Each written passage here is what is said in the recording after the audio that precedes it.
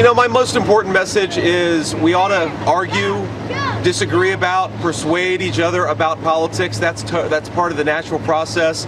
But we can't discard friends and we can't discard family members. I've had a lot of friends, not a lot, I've had a few friends who have cast their friendship aside because I decided that I wanted Donald J. Trump to be the winner in the last election and in this election. I think that's a tragedy. What's up, everybody? Major Retired Richard Ojeda here, and JD Vance has gone full MAGA, trying to gaslight the entire nation into thinking that we should just accept and tolerate the destruction Donald Trump and his allies are planning.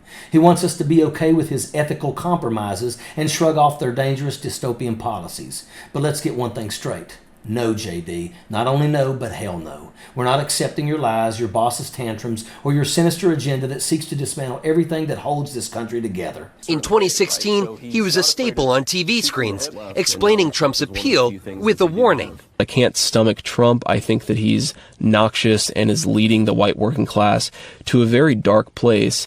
Once even privately referring to Trump as, quote, America's Hitler. I'm a never Trump guy. I never liked him. Do we love this guy? Remember, JD, you once called Donald Trump America's Hitler. You worried aloud about the fear he instilled in your loved ones, about his blatant disregard for human decency. But the minute it became politically convenient, you threw all that out the window. You latched onto Trump, hoping to ride the MAGA wave straight to power. And now you have the nerve to lecture us about unity and understanding. Spare us the sanctimony. Your so-called message of love and tolerance is nothing more than a manipulative attempt to disarm us while you work to strip away our rights. We're effectively run in this country via the Democrats, via our corporate oligarchs, by a bunch of childless cat ladies. Vance wants us to believe that we're the ones being divisive by setting healthy boundaries. He wants to make you feel guilty for refusing to tolerate the chaos and extremism that he and his allies have unleashed on this country. But let's be clear, there is nothing wrong with drawing a line in the sand. We owe it to ourselves and to the future generations to stand firm. This isn't just about disagreeing on tax rates or infrastructure spending. This is about fighting an agenda that is actively working to harm women, seniors, the disabled, and our entire planet. Let's talk about Project 2025, a blueprint that lays out the darkest possible future for America. They want to defund public education so that their base stays ignorant and easily controlled.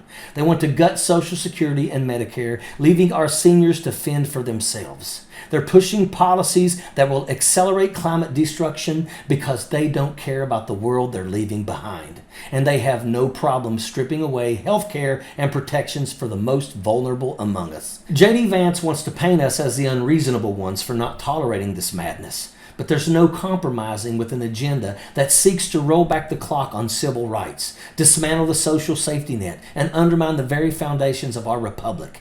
We are not going to feel sorry for cutting ties with people who support this. We are not going to feel bad for standing up for what's right, even if it means breaking with family or friends. That's called having principles, and it's something that JD Vance abandoned a long time ago.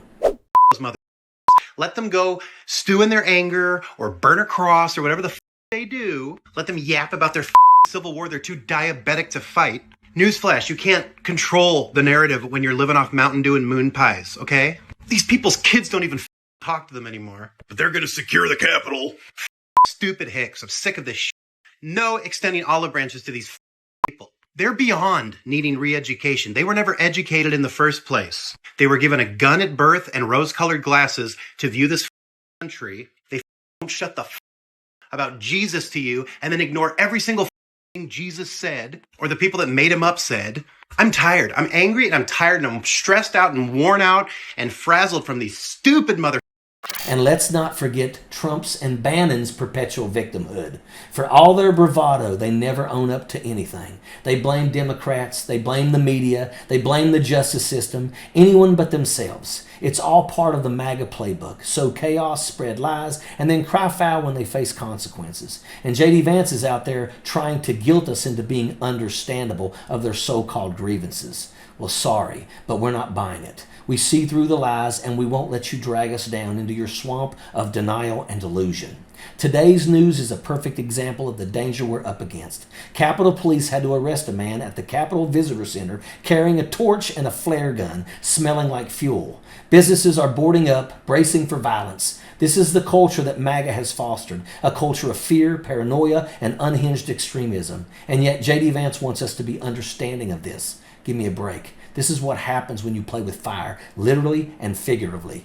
And let's not overlook the Machiavellian strategy behind all of this. The Republican establishment could make him an offer that he can't refuse, pushing him aside to install someone like JD Vance at the top spot. In return, Trump could get a full pardon, escaping justice yet again. It's a backroom deal waiting to happen, and it's one more reason why we have to stay vigilant. The stakes could not be any higher. So no, JD, we're not tolerating your nonsense. We're not turning a blind eye to your lies, your gaslighting, or your attempts to normalize extremism. We are drawing a firm boundary right here, right now. We're fighting for our democracy, for our future, and for everything that makes this country worth fighting for. You and your MAGA allies want to lead us into darkness, but we will not let you. We're blazing our own path forward, and we won't be guilt-tripped or manipulated into silence. Sappers clear the way, airborne all the way.